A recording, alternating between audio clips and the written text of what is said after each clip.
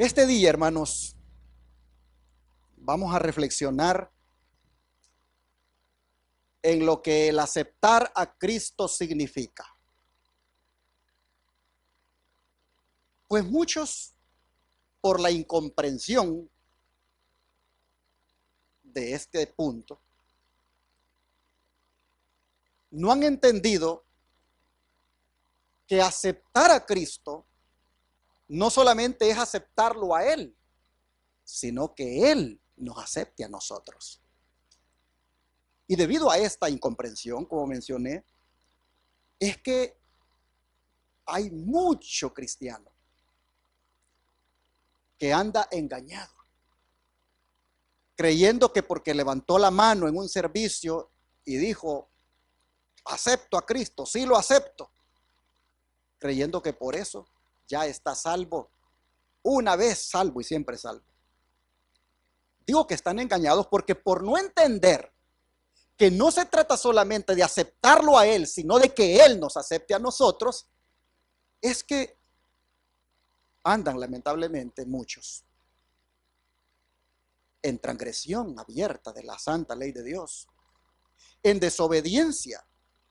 Andan prácticamente con aquello de que yo acepté al Señor, pero sigo en el pecado. Hay un concepto de aceptar al Señor hoy en día, pero sin arrepentimiento, sin confesión de pecado. Hermanos y hermanas, eso está dando como resultado muchos cristianos sin victoria sobre el pecado y también muchos cristianos falsos. Es por eso que quiero desarrollar este tema a la luz de la Biblia y el espíritu de profecía. Abriendo primeramente las escrituras en el Evangelio de Juan, capítulo 1, verso 12. Por favor, si son tan amables. Evangelio de Juan, capítulo 1, verso 12.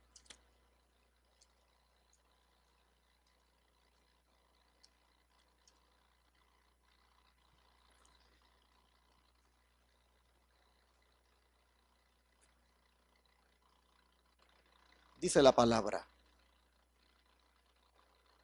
mas a todos los que le recibieron, a los que creen en su nombre, les dio potestad de ser hechos hijos de Dios. Aquí, hermanos, nosotros vemos la descripción del verdadero cristiano. El verdadero cristiano es aquel que recibe a Jesucristo. Pero no lo recibe como un hombre, no lo recibe como un maestro, ni siquiera lo recibe como un profeta, sino que lo recibe como el Hijo de Dios, lo recibe como el Mesías. Nosotros miramos acá, hermanos, que también este que lo recibe cree en Él, porque creer en su nombre es creer en la persona misma. Y creer en Él, hermanos, es que cree en su doctrina, cree en su plan de salvación, cree en lo que Él ha hecho por la raza humana. Creer en Él, mis hermanos, es algo que nosotros debemos tener claro, que significa creer o confiar en que todo lo que Él ha dejado en su palabra para nosotros es de gran provecho y de gran bendición. Nosotros miramos acá que hay un derecho que se le otorga al que recibe a Cristo de la manera como he dicho y que cree en Él de la manera como he dicho. La gran bendición es que la persona, dice, recibe o se le da el derecho de ser hijo de Dios.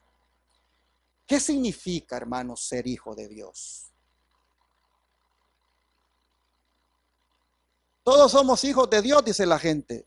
¿Será cierto? Yo leo en la Biblia que los hijos de Dios son aquellos que lo reciben y que creen en su nombre. A esto se les da el derecho de que sean hijos de Dios. Así que aclaremos el asunto.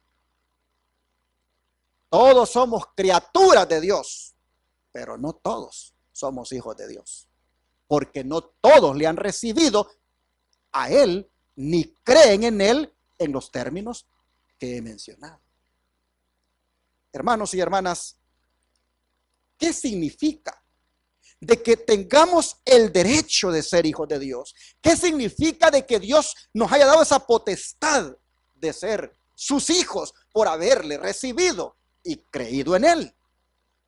Oh, hermanos, lo que eso significa es que hemos venido ahora prácticamente a formar parte de la familia celestial.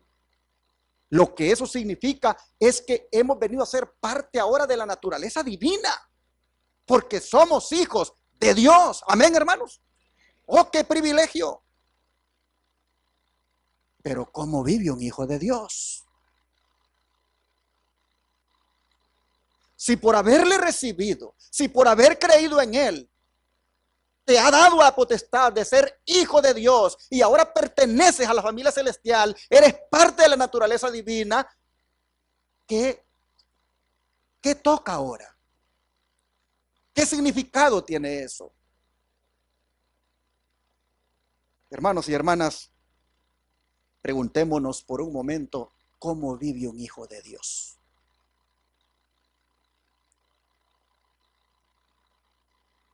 Y yo creo que para saber cómo vive un hijo de Dios, hay que mirar a Jesús. Porque Él, en calidad de hijo de Dios, aquí en la tierra, nos enseña a todos cómo deben vivir los hijos de Dios. Y nosotros vemos a Jesús que en calidad de hijo de Dios vive haciendo el bien. Vive agradando a su Padre. Vive permaneciendo en el amor de su Padre porque guarda sus mandamientos.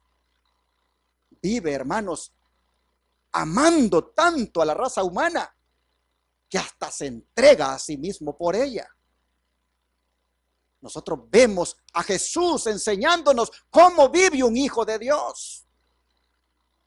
Así que, hermano y hermana, si tú, porque has recibido a Jesucristo en los términos que te mencioné, porque has creído en su nombre, te ha dado el Señor la potestad de ser su hijo, pregúntate ahora si estás viviendo como hijo de Dios.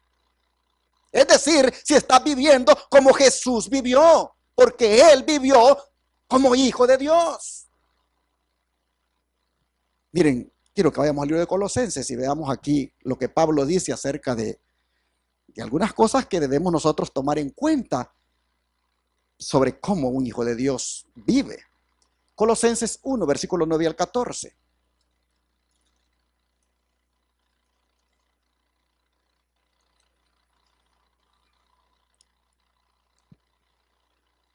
Por lo cual, dice Pablo, también nosotros, desde el día que lo oímos, no cesamos de orar por vosotros y de pedir que seáis llenos del conocimiento de su voluntad en toda sabiduría e inteligencia espiritual, para que andéis como es digno del Señor, agradándole en todo, llevando fruto en toda buena obra y creciendo en el conocimiento de Dios, fortalecidos con todo poder, conforme a la potencia de su gloria, para toda paciencia y longanimidad, con gozo, dando gracias al Padre que nos hizo aptos para participar de la herencia de los santos en luz, el cual nos ha librado de la potestad de las tinieblas y trasladado al reino de su amado Hijo, en quien tenemos redención por su sangre,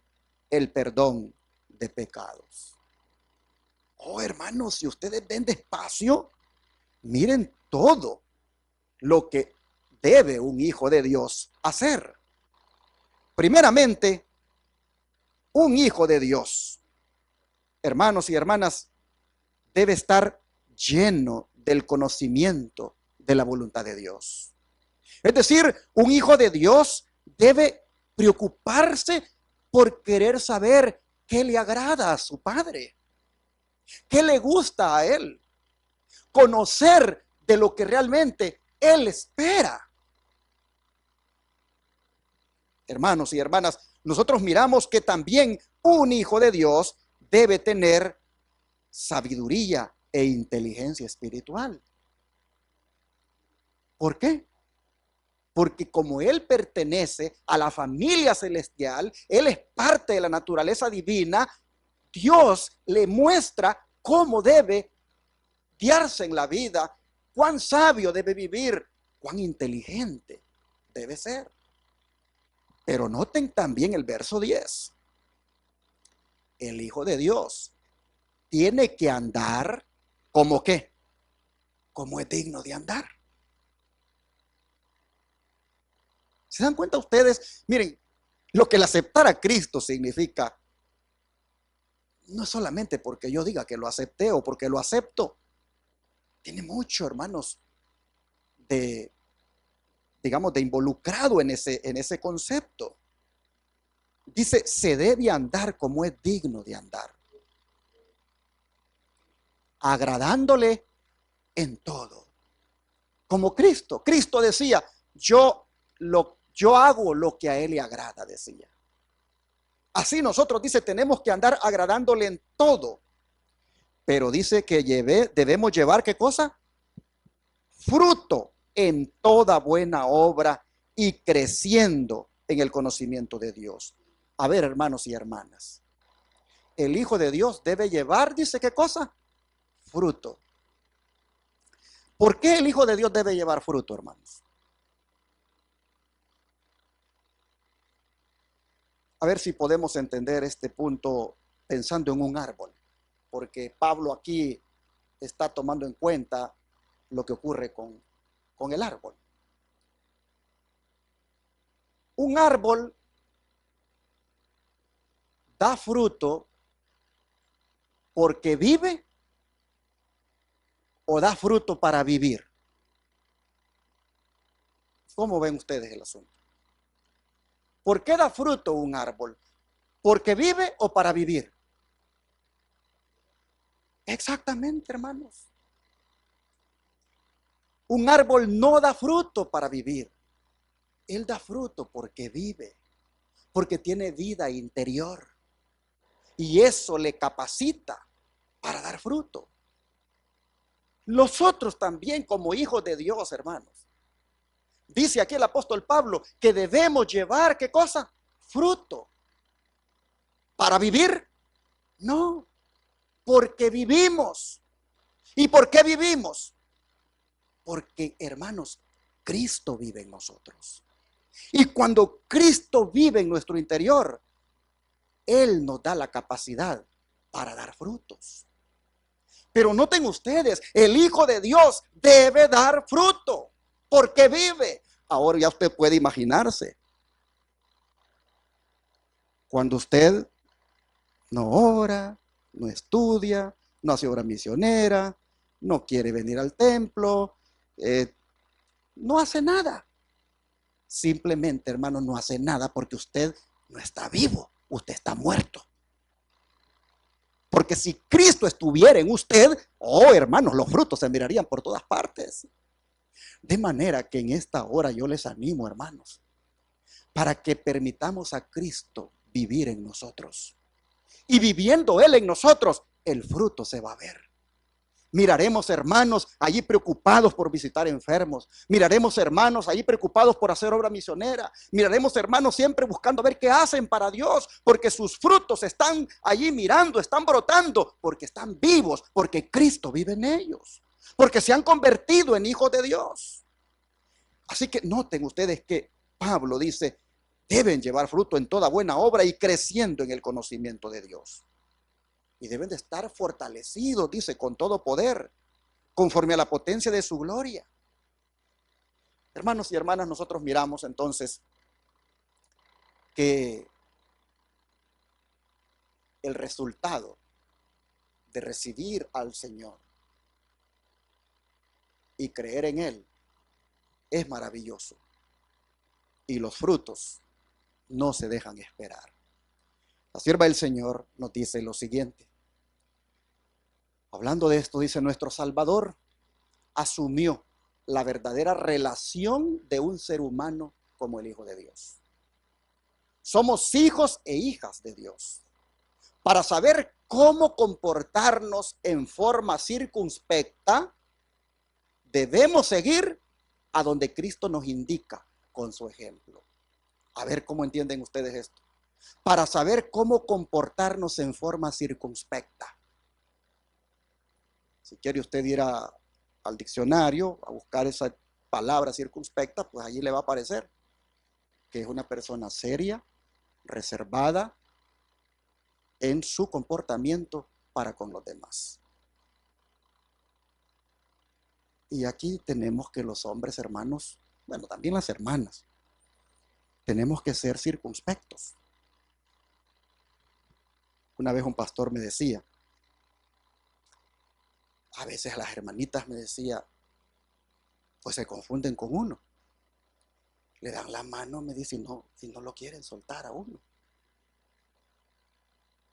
Y por eso uno, me dice, tiene que ser circunspecto con ellas. Es decir, muy serio y reservado en su comportamiento con ellas para que no se confundan. Él me estaba dando consejos, yo un pastor ya muy señor. Pero hermanos y hermanas, entre nosotros los cristianos, a veces dejamos mucho que desear en esto de ser circunspectos. O la hermanita se da mucho a la broma con los hermanos, o los hermanos se dan mucho a la broma con ellas. Y por ahí de repente ya se perdió la línea de respeto. Se traspasó la línea. Y de repente hasta se rumora de que el hermanito algo se tiene con la hermana a lo mejor. Porque todos ven que es una de confianza y es una de bromas, que no se mira que haya allí una línea de circunspección. Nosotros estamos viendo, hermanos, cómo se debe comportar un hijo de Dios. Y la sierva del Señor dice, para saber cómo comportarnos en forma circunspecta, debemos seguir a donde Cristo nos indica con su ejemplo. Durante 30 años, dice, vivió la vida de un hombre perfecto, cumpliendo las más altas normas de perfección. Que el hombre, pues, por imperfecto que sea, espere en Dios y no diga, si yo tuviera una disposición diferente, serviría a Dios, sino que se presente al Señor para rendir un servicio verdadero. Esa naturaleza ha sido redimida por mí, dice Jesús. A todos los que le recibieron, a los que creen en su nombre, les dio potestad de ser hechos hijos de Dios. Vosotros no estáis degradados, sino que sois elevados, ennoblecidos, refinados por mí. Podéis encontrar refugio en mí, podéis obtener la victoria y ser más que victoriosos en mi nombre. Carta 69 del año 1897. Aquí la sierva del Señor nos dice lo que significa ser hijo de Dios. Significa, dice, que no estamos degradados. Significa que somos elevados, ennoblecidos y refinados.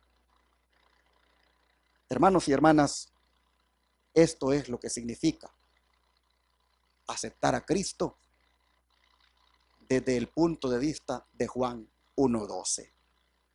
Pero hay otro versículo más que nos va a mostrar lo que involucra también el aceptar a Cristo. Porque no solo nos quedamos en que ahora somos sus hijos, sino que vean ahora lo que Él espera de nosotros. Vamos a Lucas capítulo 9, verso 28. Lucas capítulo 9, verso 28.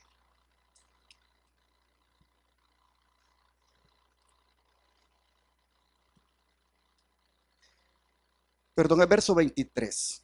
Dice así. Lucas 9, 23.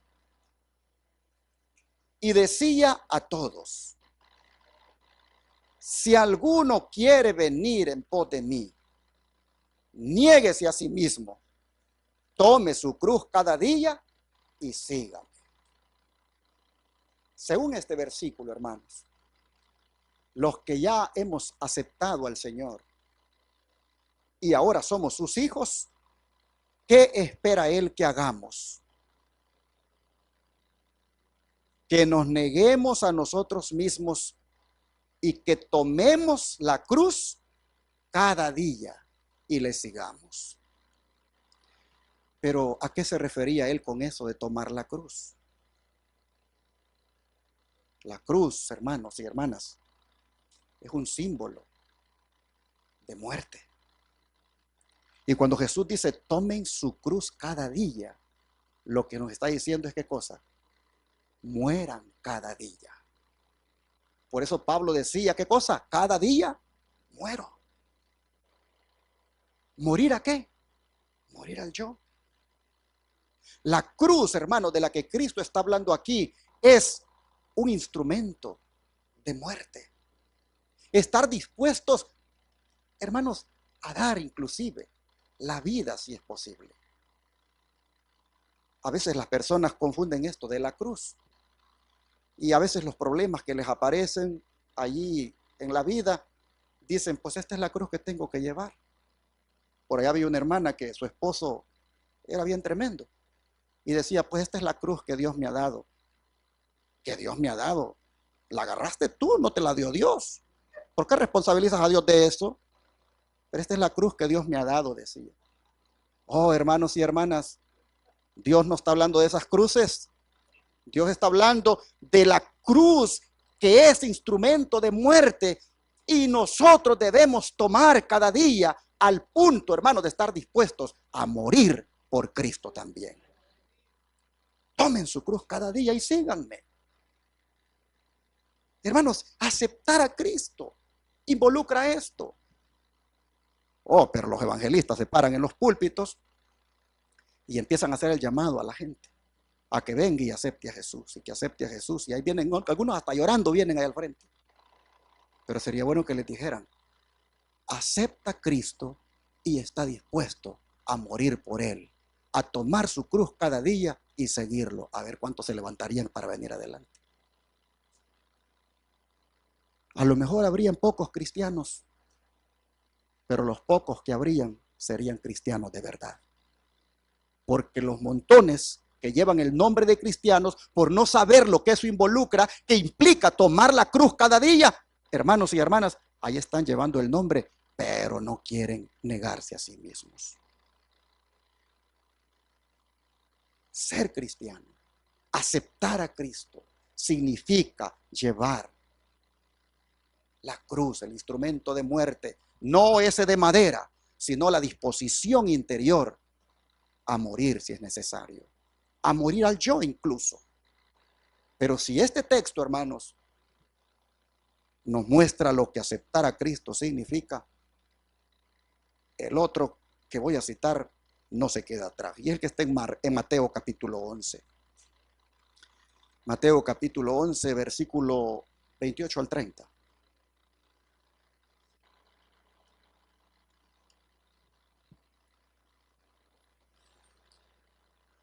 Mateo 11, 28 al 30, dice el Señor.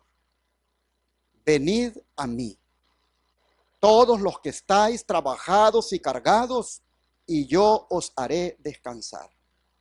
Llevad mi yugo sobre vosotros, y aprended de mí que soy manso y humilde de corazón, y hallaréis descanso para vuestras almas, porque mi yugo es fácil y ligera mi carga. Así que aceptar a Cristo, ¿qué involucra, hermanos? Según este texto, ¿qué involucra, hermanos, aceptar a Cristo? ¿Llevar qué cosa? Su yugo. Cuando nosotros aceptamos a Jesús, en aquella aceptación nominal que pudimos haber hecho, hubiera sido bueno que nos dijeran, ¿aceptas a Jesucristo como también su yugo? A lo mejor lo que hubiéramos preguntado primero es, ¿y cuál es su yugo? Porque todos han aceptado a Cristo, pero no quieren nada con su yugo. Y Cristo dice, vengan a mí. Yo les voy a dar reposo. Pero al mismo tiempo lleven mi yugo. Hermanos y hermanas, ¿de qué es símbolo el yugo? El yugo es símbolo de sumisión. El yugo es símbolo de disciplina. El yugo es símbolo de humildad. Lleven mi yugo. Aceptar a Cristo, venir a Jesús, involucra también tomar su yugo. El Espíritu de Profecía hace unos comentarios maravillosos de esto del yugo, porque la hermana White dice que el yugo que Cristo nos ofrece es el yugo de la restricción y el yugo de la obediencia. Y esto es algo que todo cristiano necesita en este tiempo. Si todos, hermanos, llevamos el yugo de Cristo, ¿qué tan lejos vamos a estar de Cristo? ¿Estaremos lejos? Cuando un buey lo ponen a la par para que lleve el yugo, ¿cómo se miran esos bueyes, los dos? Bien cerquita el uno del otro. ¿Sabes qué quiere decir Cristo cuando dice, llevad mi yugo? ¿Qué dice él? Pégate a mí, pégate a mí.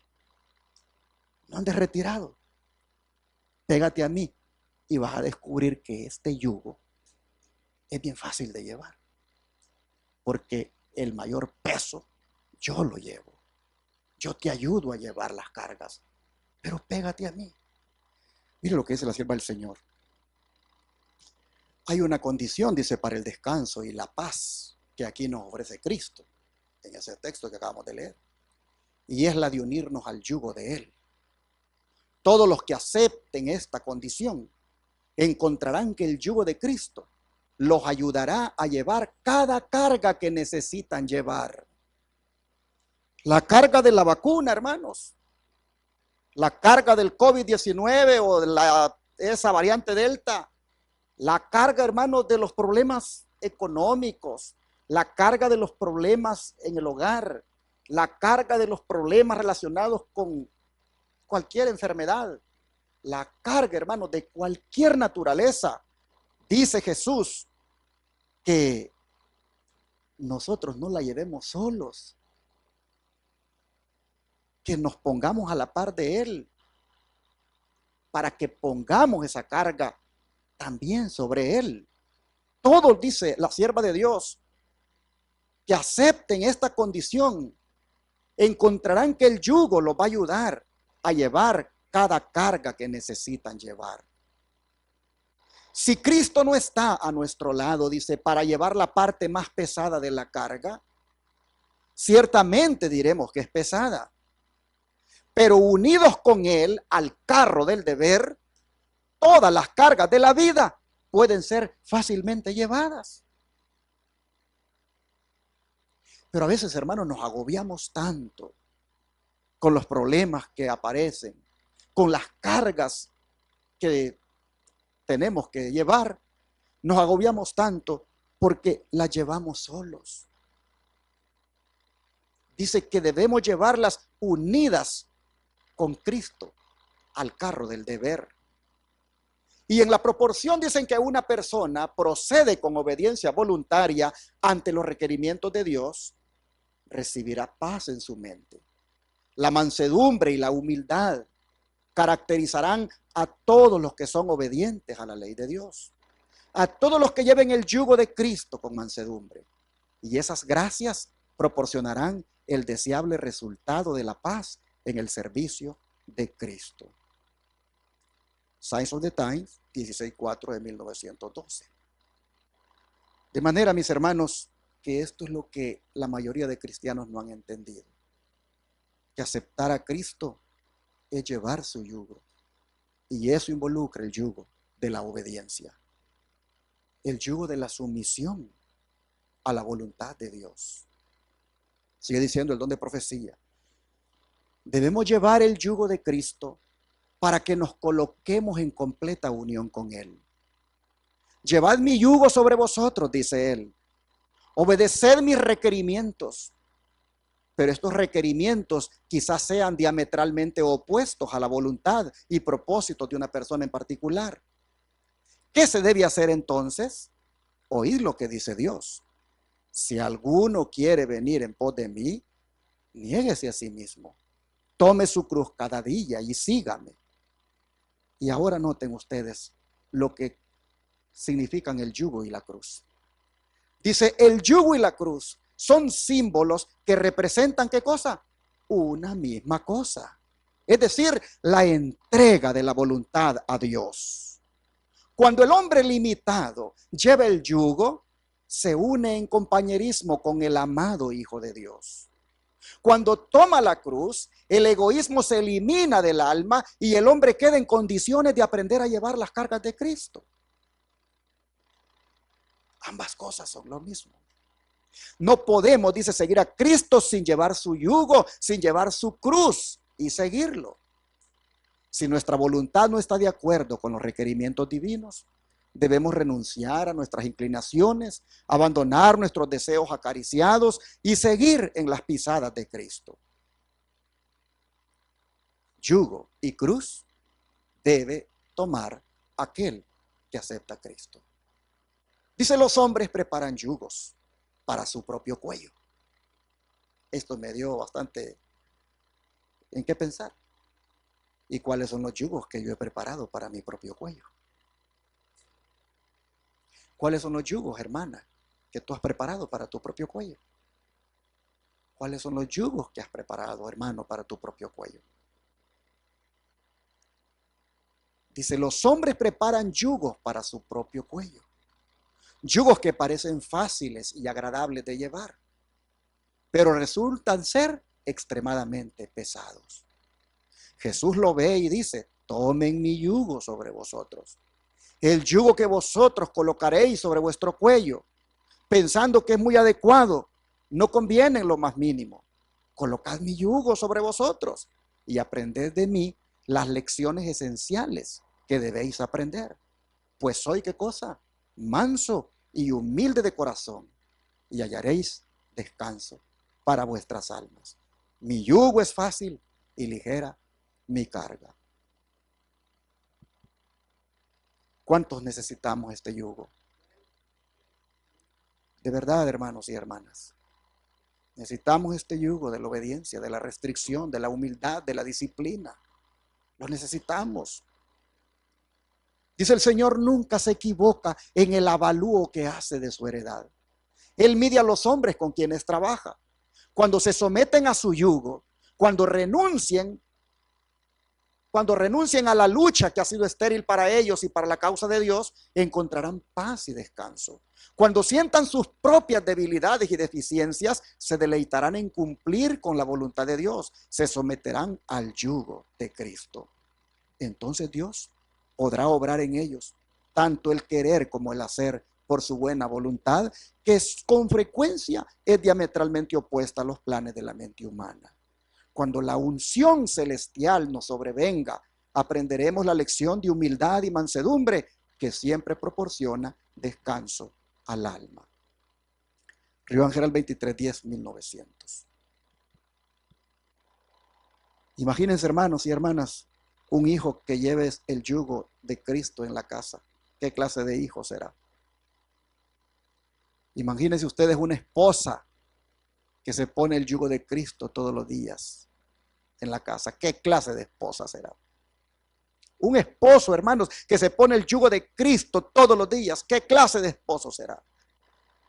Imagínense todos nosotros llevando el yugo de Cristo. ¿Qué clase de cristianos seríamos?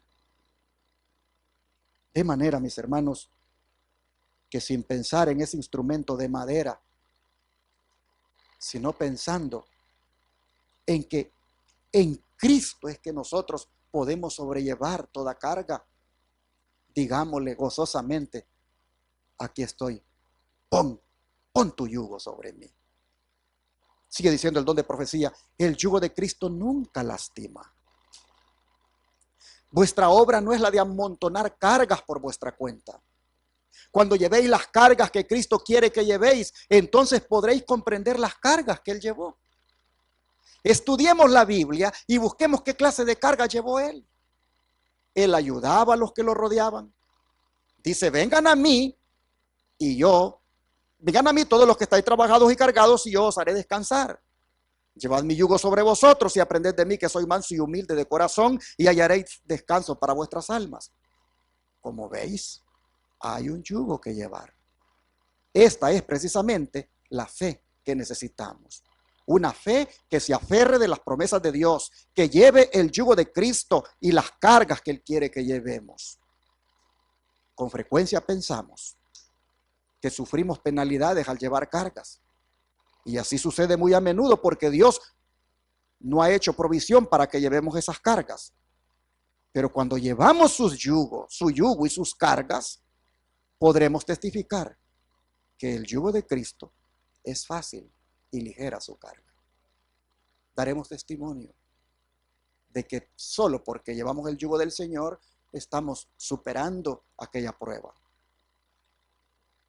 ¿Por qué?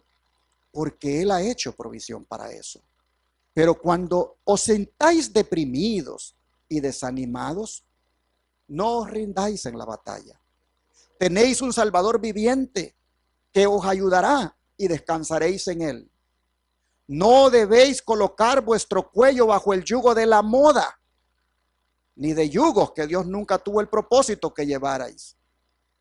No es nuestra misión la de estudiar cómo hacer frente a las normas del mundo, sino la gran pregunta de cada uno debiera ser: ¿cómo puedo hacer frente a la norma de Dios? Así es como hallaréis descanso para vuestras almas, pues Cristo ha dicho: mi yugo es fácil y ligera mi carga. Cuando lleváis un yugo que mortifique el cuello, podéis saber que no es el yugo de Cristo, pues Él dice que su yugo es fácil. Lo que Dios desea de nosotros es que nos ocupemos cada día de nuestra vida en aprender cómo edificar nuestro carácter para el tiempo de la eternidad. Él no desea que emprendamos un curso de acción y que nunca salgamos de él, que tengamos ideas fijas y nos aferremos a ellas, ya sean correctas o erróneas. Él nos colocará en medio de pruebas y dificultades. Y cuando hayamos aprendido a vencer los obstáculos con el debido espíritu, con excelsos y santos propósitos, nos dará otra lección.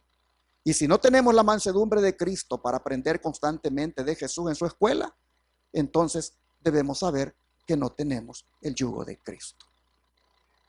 Oh, hermanos y hermanas, esto, si a los millones de cristianos se los dijeran desde sus púlpitos, los cristianos entenderían que aceptar a Cristo involucra más que solo decirlo. Involucra más que solo llamarme cristiano. Lo que leímos está en la Revisión General del día 5, 1887. Pero todavía hay algo más que la sierva de Dios dice en relación con esto de aprender de Cristo. Si estáis dispuestos, dice, a aprender humildad y mansedumbre de corazón en la escuela de Cristo, ciertamente Él os dará descanso y paz. La lucha para renunciar a nuestra propia voluntad y a vuestros propios caminos es terriblemente difícil. Pero una vez que se ha aprendido esa lección, encontraréis descanso y paz. El orgullo, el egoísmo y la ambición deben ser vencidos. Vuestra voluntad debe ser absorbida por la voluntad de Cristo. Toda la vida puede llegar a convertirse en un constante sacrificio de amor. Cada acción en una manifestación de amor y cada palabra en una expresión de amor. Así como la vida de la vid circula por el tallo y los racimos desciende hasta las fibras más bajas y llega hasta las hojas más altas, así también la gracia y el amor de Cristo arderán y abundarán en el alma, enviando sus virtudes a cada parte del ser e impregnarán cada acción del cuerpo y de la mente. Como la savia, ¿verdad?, corre por dentro del tallo, así, hermanos, el poder de Cristo y su gracia correrán desde nuestro interior, y de esa manera podemos decir que estamos llevando con facilidad el yugo del Señor. Yo creo que estos temas que son de justificación por la fe, porque este es un tema de una serie que estoy presentando desde hace tiempo, que se llama Cristianos Victoriosos, y son temas de justificación por la fe. A veces los hermanos no entienden que justificación por la fe es un término bien amplio y solo creen que justificación por la fe es una cosa nada más. Hermano, justificación por la fe es entender cómo el cristiano se salva. La justificación por la fe es entender lo que el proceso de la salvación involucra. Y nosotros estamos mirando acá que el proceso de la salvación comienza con un recibir a Cristo, con un creer en su nombre, con un convertirse en hijo de Dios, con un llevar la cruz y con un tomar el yugo de Cristo. Aquellos que piden temas de justificación por la fe, interésense en estos temas, porque esto es justificación por la fe. Entender cómo se salva el hombre, lo que involucra su salvación. Mire lo que sigue diciendo la sierva del Señor. ¿Cómo llevar el yugo? ¿Cómo llevar el yugo? Aferraos del brazo de Dios y decid: yo soy nada y tú eres todo. Tú has dicho: separados de mí, nada podéis hacer. Ahora bien, Señor, debo tenerte a ti morando en mí para que yo pueda morar en ti. Luego, avanzad paso tras paso mediante una fe viviente morando en Jesucristo. Esto es llevar su yugo, el yugo de la obediencia. Así lo dice el manuscrito 85 del año 1901. Pero luego dice: llevar el yugo con Cristo significa trabajar de acuerdo con sus directivas, ser copartícipe con Él en sus sufrimientos y esfuerzos en favor de la humanidad perdida. Significa ser sabio instructor de almas. Seremos lo que permitamos que Cristo nos haga en estas preciosas horas del tiempo de gracia. La clase de vasija que lleguemos a ser dependerá de nuestra docilidad para ser modelados. Debemos unirnos con Dios en la obra de modelar y adaptar, sometiendo nuestra voluntad a la voluntad divina. Carta 71 de 1895. Noten lo que significa llevar el yugo. Significa trabajar para el Señor. Por eso es que cuando nos invitan a que ya vayamos a visitar a algún enfermo para ir a hacerle algún tratamiento de los que ya sabemos, o cuando nos invitan para ir a darle un estudio bíblico a alguna persona, hermanos, allí nos estamos poniendo el yugo de Cristo, porque allí estamos trabajando para Cristo. Pero imagínense ustedes, nos instan a que hagamos la obra misionera, nos piden a que atendamos a algún enfermo y no lo hacemos. Entonces, ¿qué pasó con el yugo? ¿Qué clase de cristianos somos? Hermanos, es para reflexionar. Llevar el yugo de Cristo es trabajar para Cristo. Llevar el yugo de Cristo es decir: heme aquí, Señor, envíame a mí. Llevar el yugo de Cristo es decir, como Pablo: ¿qué quieres que yo haga? Estar dispuestos. Sigue diciendo la sierva del Señor: un yugo fácil no proporciona una vida fácil. El Señor dice que su yugo es fácil y ligera su carga. Sin embargo, ese yugo no resultará en una vida de ocio y licencia y complacencia o egoísta. La vida de Cristo fue de sacrificio propio y abnegación a cada paso. El verdadero seguidor de Cristo irá en pos de las pisadas de su Maestro con amor y ternura permanentes, semejantes a los de Él, y a medida que avance en esta vida, se inspirará más y más con el espíritu y la vida de Cristo. Signs of the Times, 16/4, 1912. Pero hay algo más que quisiera tratar con ustedes esta mañana. Y es que, como dije, aceptar a Cristo no es solamente aceptarlo a Él, sino que también Él nos acepte a nosotros. Y aunque Él está más que deseoso de hacerlo, Él solo nos va a aceptar bajo una condición. Repito, hemos aceptado a Jesucristo. Hemos entendido lo que eso involucra. Pero ahora pregúntate, hermano, ¿y Él ya me aceptó a mí?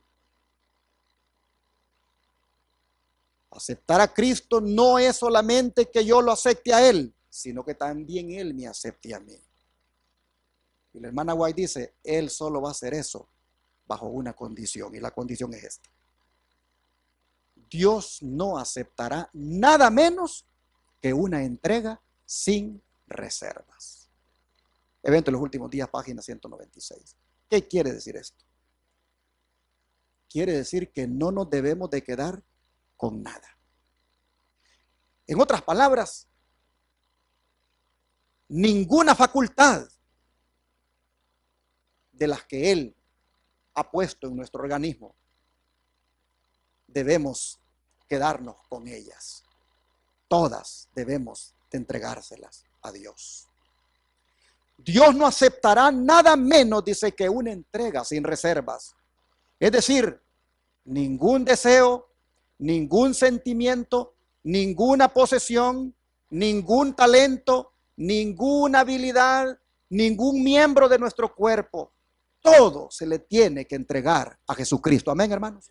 Entrega total, pide el Señor. Y esto está reflejado en aquel gran mandamiento que nos dio Jesús aquí en el libro de Mateo. Busquemos acá Mateo 22, versículos 37 y 38. Mateo 27, versículo 22, perdón. Mateo 22, versículo 37 y 38. Dice así la palabra del Señor. Jesús le dijo, ¿amarás al Señor tu Dios? ¿Con qué, hermanos? Con todo tu corazón y con toda tu alma y con toda tu mente. A ver, ¿está pidiendo algo dividido el Señor ahí? Lo quiere todo. Por eso tiene razón la sierva del Señor cuando dice, Dios no aceptará nada menos que una entrega sin reservas.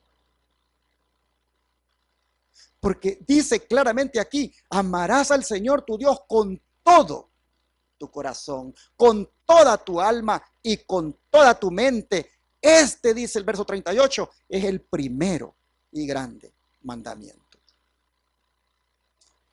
¿Saben, hermanos, que era tan importante que los israelitas entendieran esto? Que en unas cajitas que se amarraban en la frente y otra también en el brazo izquierdo, amarradas con esas bandas. En esas cajitas llamadas filacterias, ahí ellos andaban escritas estas palabras. Y ellos sabían lo que el Señor les estaba diciendo. Amarás al Señor tu Dios con todo tu corazón, con toda tu mente y con toda tu alma. Hermanos, era tan importante para ellos esto, que repetían esas palabras, dice, por la mañana y también por la tarde. Dice que también se las repetían a sus hijos mientras iban en el camino. Las tenían escritas en los postes, en las paredes de su casa. Hermanos, cuando se levantaban, cuando se acostaban, siempre ellos estaban repitiendo lo que tenían en esas filacterias, porque ellos sabían, cuando repetían esa oración, estas palabras que hemos leído, ellos sabían de que Dios estaba diciéndoles que se dedicaran completamente a Él. Hermanos, lo que el israelita buscaba cuando repetía esta oración era entender a sí mismo que debía dedicar a Dios todos los aspectos, todas las facultades físicas, todo el intelecto, toda su vida. Y la sierva del Señor dice que amar al infinito y omnisciente con toda la fuerza, la mente y el corazón, representa el más alto desarrollo de toda facultad. Significa que en todo el ser, el cuerpo, la mente y el alma, se ha de restaurar la imagen de Dios.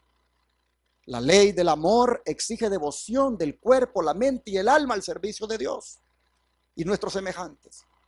Y este servicio, al mismo tiempo que hace de nosotros una bendición para los demás, nos imparte la mayor bendición a nosotros mismos.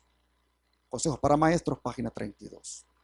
Pero si ustedes notan en esa declaración, ahí está implicado, hermanos, que no hay una entrega a medias, sino una entrega completa.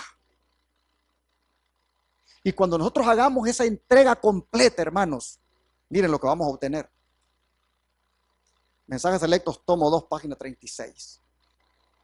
Cuando nos entregamos enteramente a Dios y creemos con plenitud, ¿qué sucede, hermanos? La sangre de Cristo nos limpia de todo pecado. La conciencia puede ser liberada de condenación. Oh, mis hermanos, ¿cuándo es que la sangre de Cristo nos limpia de todo pecado? ¿Cuándo, hermanos? Cuando nos entregamos enteramente a Dios. Y ustedes saben, hermanos, que la limpieza del pecado es algo que nosotros necesitamos a diario. Necesitamos a diario esa limpieza del pecado para ser santos delante de nuestro Dios. Y también para andar como cristiano victorioso. Miren el libro de Isaías, lo que dice en el capítulo 4, versos 3 y 4. Isaías, capítulo 4, versos 3 y 4.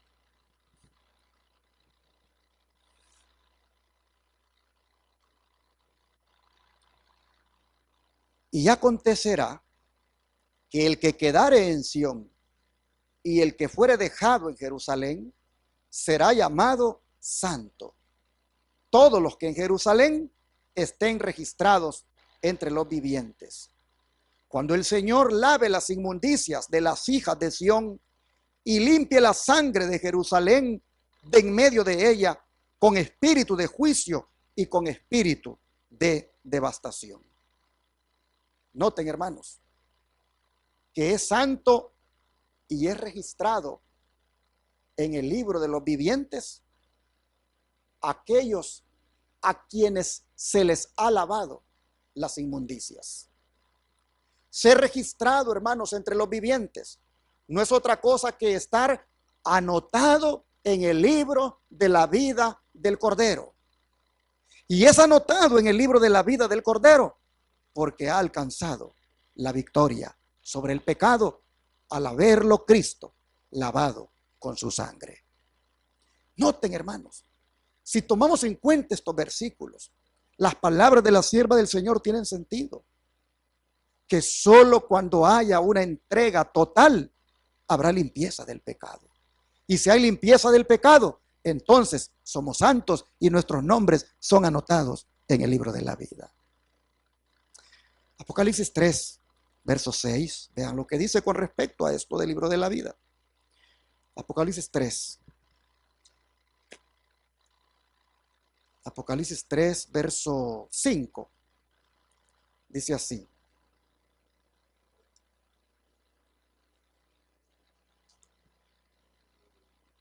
El que venciere será vestido de vestiduras blancas, y no borraré su nombre del libro de la vida, y confesaré su nombre delante de mi Padre y delante de sus ángeles.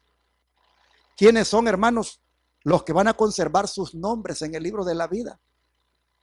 Los que venzan, los que sean victoriosos. ¿Victoriosos sobre qué? Sobre el pecado. Y que por haber alcanzado, y son victoriosos porque son vestidos de vestiduras blancas. El que posea la vestidura blanca es porque, hermanos, ya ha logrado la victoria. Y esta vestidura blanca no es otra que la justicia de Cristo, la cual nos es acreditada, nos es imputada sin merecerlo, cuando nosotros venimos a Cristo humillados, dispuestos a llevar su yugo y arrepentidos del pecado. Apocalipsis 21, verso 27, vuelve a recalcar esto del libro de la vida. Apocalipsis 21, 27, dice, no entrará en ella ninguna cosa inmunda, o que hace abominación y mentira, sino solamente los que están inscritos en el libro de la vida del Cordero. ¿Quiénes son los únicos que van a entrar en la santa ciudad? Los que hayan, ¿qué cosa? Vencido, pero que también estén, dice, sus nombres inscritos en el libro de la vida del Cordero. Solo ellos van a entrar. De manera, mis hermanos, que es importante que mantengamos nosotros registrado siempre nuestro nombre en el libro de la vida. Porque, hermanos y hermanas, qué triste sería de que se borre nuestro nombre de allí. Solo si se conservan nuestros nombres en el libro de la vida es que podremos entrar en el reino de Dios como gente santa, como un pueblo victorioso. Ahora sería bueno preguntarnos, ¿está nuestro nombre ahorita ahí anotado? ¿Está nuestro nombre registrado ahí? Sería bueno hacernos esta pregunta, porque recuerden lo que acabo de mencionar. Solo los que sean limpios del pecado son registrados en el libro de los vivientes. Y solo se alcanza la limpieza del pecado si entregamos completamente nuestra voluntad. De manera que te vuelvo a preguntar, ¿tienes tu nombre registrado en el libro de la vida? Es decir, ¿has entregado completamente tu voluntad a Cristo al punto de que Él ahora te limpie de tus pecados, te ponga su vestidura blanca y te anote en el libro de la vida del Cordero? ¿Has pasado por esa experiencia? Mis hermanos, a veces pensamos que porque estamos anotados en el libro de la iglesia, algunos creen que ya fueron anotados en el libro de la vida del Cordero. Y no es así. Hay que pasar por la experiencia que acabo de decir. Primero, entregar tu voluntad completamente para que el Señor lave tu vida de pecado, te ponga la vestidura blanca y te anote. Oh, hermanos y hermanas, es importante hacer esto ahora mismo, de entregar nuestra vida, nuestra voluntad completamente a Dios. Miren esta declaración. Dios requiere la entrega completa de ¿qué cosa? Del corazón. Antes de que pueda efectuarse ¿qué cosa? Así nosotros lo miramos en Mensajes Selectos, tomo 1, página 429. A ver, hermanos, razonemos esto. ¿Qué es lo que requiere Dios de nosotros antes de que se efectúe la justificación en nosotros? ¿Qué es lo que requiere? Una entrega completa. Ahora, ¿qué es la justificación que va a efectuarse en nosotros? ¿Qué entendemos por el término justificación? Hermanos, justificación no es otra cosa que perdón. Justificación es declarar justo a una persona porque se le ha perdonado. Pues dice la sierva del Señor, a menos que haya una entrega completa, no puede obrarse la justificación. ¿Queremos el perdón de nuestros pecados? ¿Queremos la justificación? Pues hombre, entreguémonos completamente a Cristo para que eso se haga realidad. La justificación, hermanos, es el perdón de Dios. Mire lo que dice el libro de Romanos capítulo 4. Romanos capítulo 4, versos 5 al 7.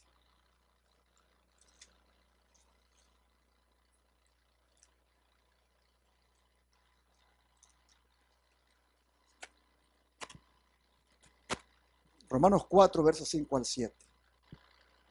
Dice, mas al que no obra, si no cree en aquel que justifica al impío, su fe le es contada por justicia. Como también David habla de la bienaventuranza del hombre a quien Dios atribuye justicia sin obras, diciendo, bienaventurados aquellos cuyas iniquidades son perdonados y cuyos pecados son cubiertos. Bienaventurado el varón a quien el Señor no inculpa de pecado. Noten. ¿En qué consiste el que Dios atribuya justicia sobre nosotros? ¿En qué consiste el que Dios atribuya justificación sobre nosotros? Consiste en que nos perdona.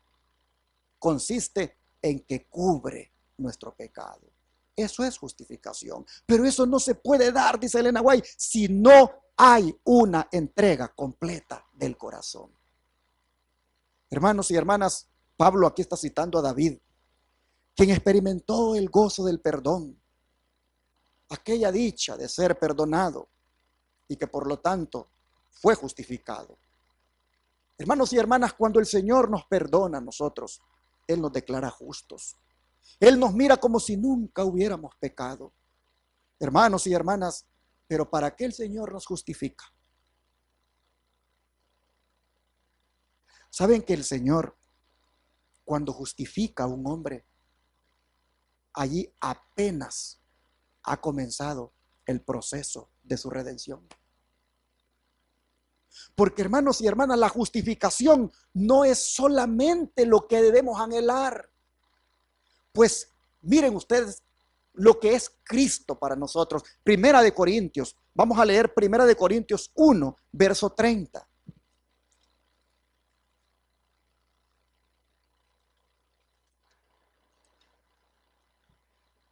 Primera de Corintios, capítulo 1, verso 30. Dice, mas por él estáis vosotros en Cristo Jesús, el cual ha sido hecho por Dios sabiduría, justificación, santificación y redención. Oh, mis hermanos, noten, ¿qué sigue después de la justificación? Santificación.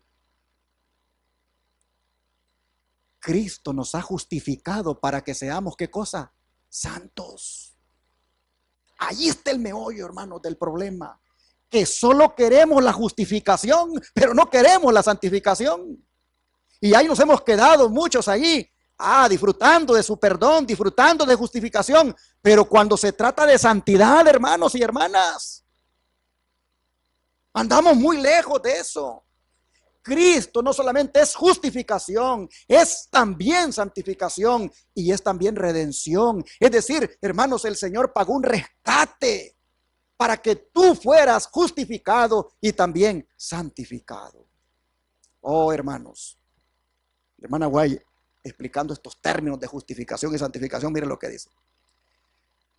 Justificación, dice, significa la salvación de un alma de la perdición para que pueda obtener la santificación.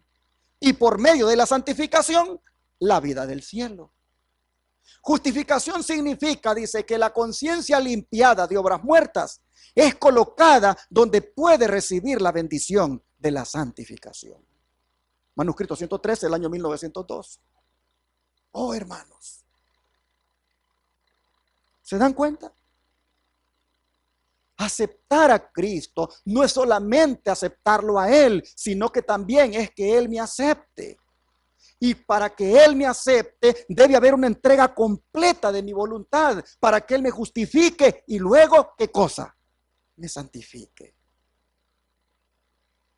¿Por qué, hermanos, la justificación es, dice aquí la sierva del Señor, la salvación de un alma de la perdición para que pueda obtener la santificación? ¿Por qué la santificación? ¿Por qué el siguiente paso después de haber sido justificado y perdonado viene, hermanos, el ser santos? ¿Por qué? Porque eso es lo que Dios quiere. Miren lo que dice 1 Tesalonicenses capítulo 4, verso 3. 1 Tesalonicenses capítulo 4, verso 3. Vean ustedes acá. Pues la voluntad de Dios, dice, es ¿qué cosa, hermanos? Vuestra santificación. Que os apartéis de ¿qué cosa? De fornicación. A ver, hermanos, ¿cuál es la voluntad de Dios? ¿Nuestra qué? Santificación. Es decir, lo que Dios quiere es, hermanos, después de que nos ha justificado, lo que Dios quiere es nuestra santificación. Y aquí presenta un punto que tiene que ver con lo sexual. Hermanos, la santificación, hasta en las relaciones íntimas de una pareja, tiene que aparecer. No hay tales ahí, hermanos, de desenfrenarse solo porque ya estamos casados. Hay ángeles que están observando lo que hacemos. Pero noten ustedes que en esta santificación hay que apartarse de fornicación, dice la sierva del Señor. Perdón, el Espíritu, la Biblia. ¿Qué significa esto? Hermanos, es que, miren, como yo hablo con tanto cristiano, allá en Dallas, cuando empezó este movimiento de la televisión y la radio, muchas hermanas me hablaron y diciendo qué mensaje tan distinto al que escuchamos en nuestras iglesias. ¿Dónde habían estado ustedes?, me dijo uno de ellos. Pues aquí hemos estado, solamente que nunca habíamos puesto esto al aire. Y entonces empezó a hablarme él muy bonito y todo. De repente entramos al punto de que solo estaba acompañado con su pareja, no estaba casado. Lo habían bautizado, le ofrecían el cielo, le habían dicho de que ya había aceptado al Señor, que sus pecados se habían perdonado, pero él seguía solamente allí, acompañado, sin estar casado. Hermano, le digo yo, usted está en fornicación, porque usted está conviviendo maritalmente sin estar casado. ¿Y no ha leído en la Biblia que dice que ni los adúlteros ni los fornicarios van a ir al cielo? No me dice esas cosas, no las han dicho allí. Oh, hermanos y hermanas, la santificación en el matrimonio es, hermanos, que se debe estar debidamente casado y no solo acompañado. Y hay otro tipo de fornicación que se hace también en este tiempo. ¿Cómo es, hermanos? La de andar uno con ciertos ídolos allí acariciados. Un tipo de fornicación espiritual, que es cuando dejamos a Dios para ir detrás de algunas cositas por ahí que nos encantan y que sabemos que no son correctas. Hermanos y hermanas, ¿qué es santificación? ¿Qué es santidad? Santificación o santidad es apartar algo para un uso sagrado. Cuando el Señor te justificó, mi hermano, cuando el Señor te perdonó, ¿qué fue lo que hizo Él allí? Él te apartó para un uso, ¿qué cosa? Sagrado. Dios te separó de la inmundicia en la que estabas, te separó del pecado para que tú seas una persona santa, mi hermano, apartada para Dios. Mire lo que sigue diciendo la sierva del Señor. Dios dice, ha elegido a los hombres desde la eternidad para que sean santos. La voluntad de Dios es vuestra santificación. La ley de Dios no tolera ningún pecado, sino que demanda perfecta obediencia. El eco de la voz de Dios siempre nos llega diciendo, más santo todavía. Y nuestra respuesta siempre debe ser, sí, Señor, más santo todavía. Manuscrito 113, 1902. En otras palabras, mis hermanos, la santidad es como algo que tiene que cada día ir en ascenso. Y si el Señor pide más santidad, nosotros debemos decirle, sí, Señor, más santidad, más apartado del pecado. ¿Y por cuánto tiempo, hermanos, debemos nosotros siempre buscar la santidad? ¿Por cuánto tiempo?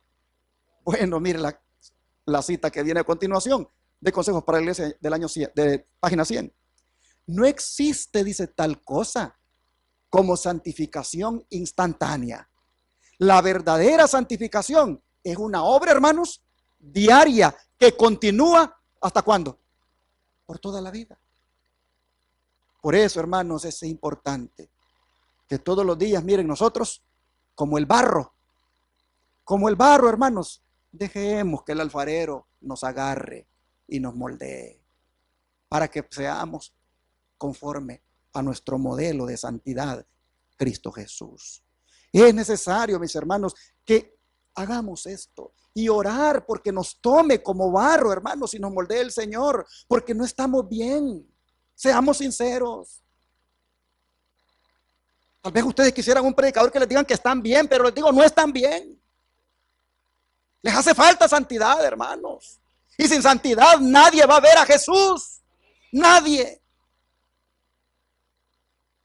Así que hermanos y hermanas, dejémonos moldear como el alfarero moldea al barro. Pidámosle al Señor: aquí estoy, Señor, soy una arcilla, todavía lleno de piedras, muchas cosas en mí, pero aquí estoy, moldéame.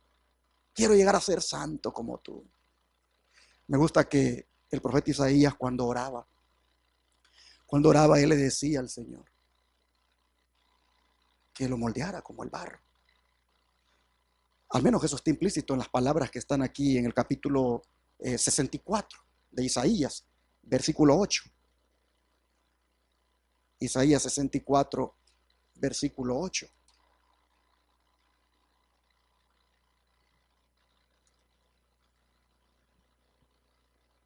Dice: ahora pues, Jehová, tú eres nuestro Padre, nosotros barro, y tú el que nos formaste. Así que obra de tus manos somos todos nosotros. Y luego le empieza a decir: no te enojes en gran manera, Jehová, ni tengas perpetua memoria de la iniquidad. He aquí, mira ahora, pueblo tuyo somos todos nosotros. Pero interesante, él dice de que ellos son barro y que Dios es, en este caso, el que los ha formado y que son obra de las manos de Dios. Hermanos y hermanas, ¿saben lo que Isaías está diciendo aquí? Isaías está, hermano, diciéndole a Dios: aquí estamos sumisos. Nosotros somos el barro y tú eres el que nos formaste. Como quien dice: moldéanos, Señor. El Espíritu de Profecía dice: Dios se compara a sí mismo en su palabra con un alfarero, y los suyos son la arcilla. Su obra es la de modelarlo de acuerdo con su propia semejanza. La lección que deben aprender es una lección de sumisión. No debe exaltarse el yo. Si se presta la debida atención a la instrucción divina, si el yo se somete a la voluntad divina, la mano del alfarero producirá un vaso simétrico. ¿Qué quiere decir simétrico? Exacto, con todas sus medidas, con todos sus detalles.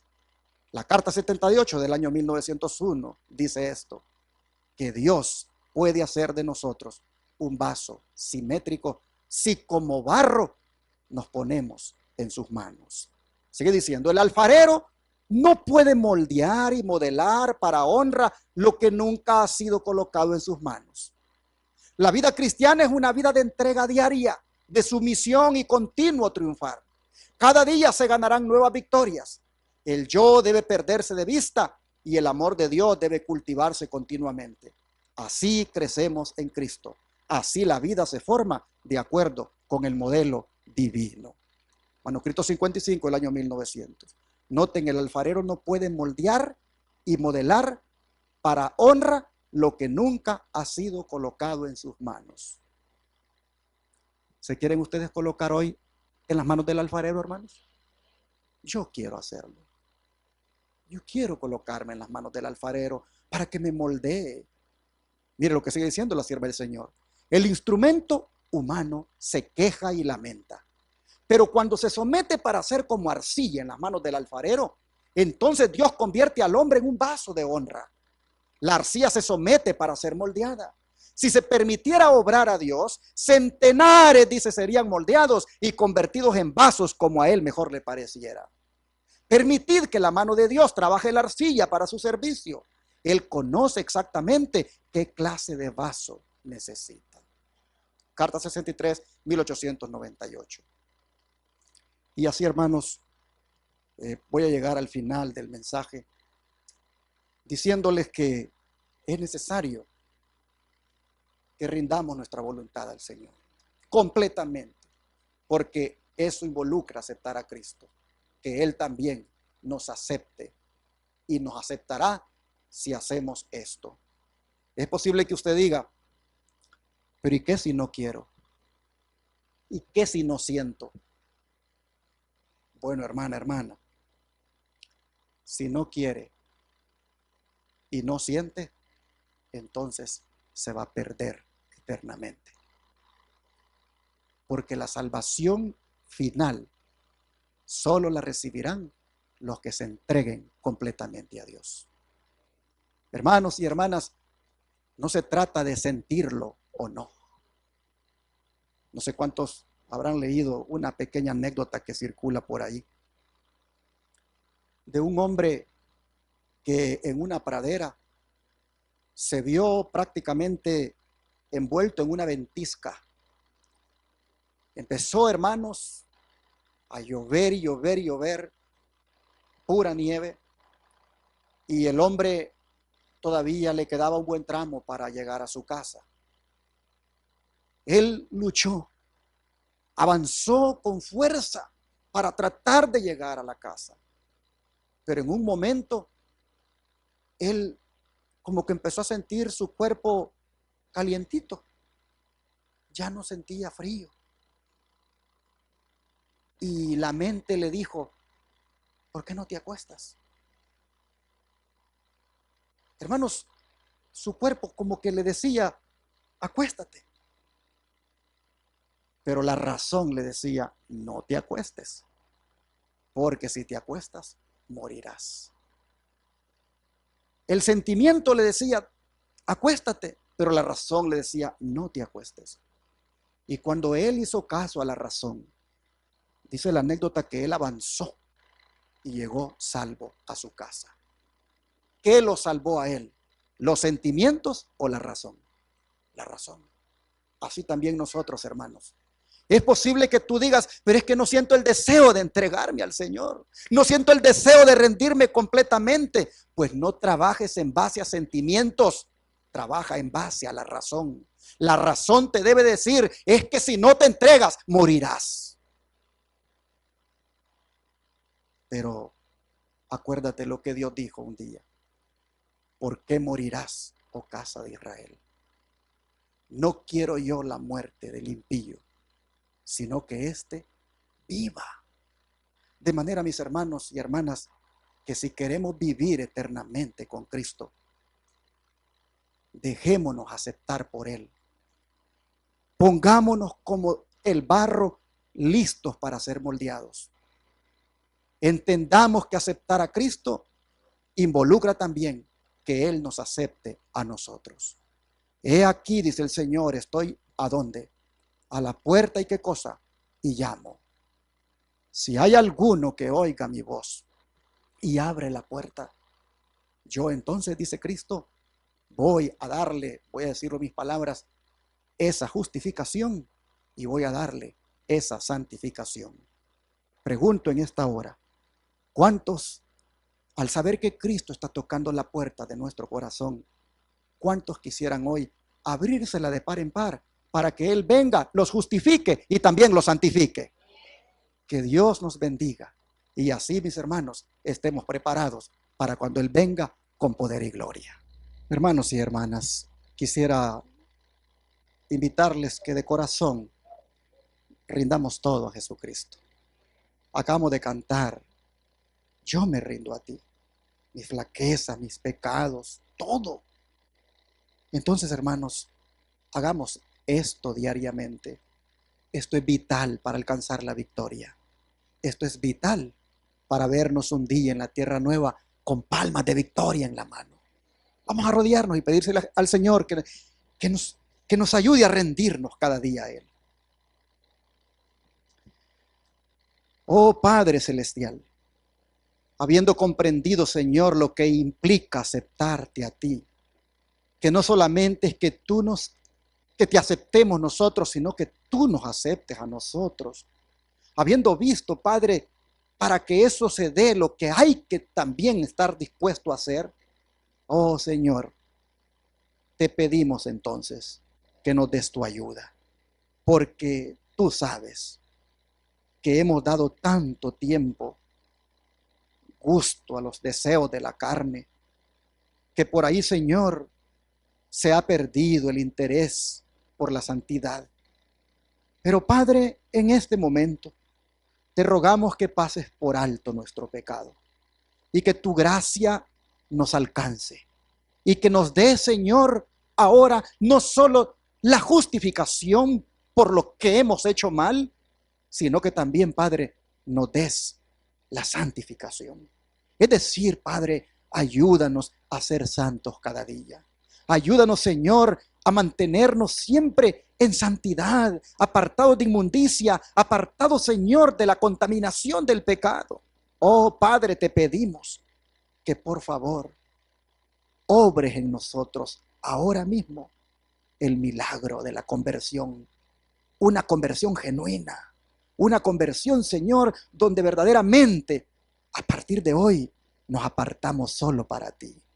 Ah, Padre, te suplicamos que en este momento nosotros, nuestra vida, nuestras facultades y todo lo que has puesto en nosotros, oh Padre, te lo rindamos completamente.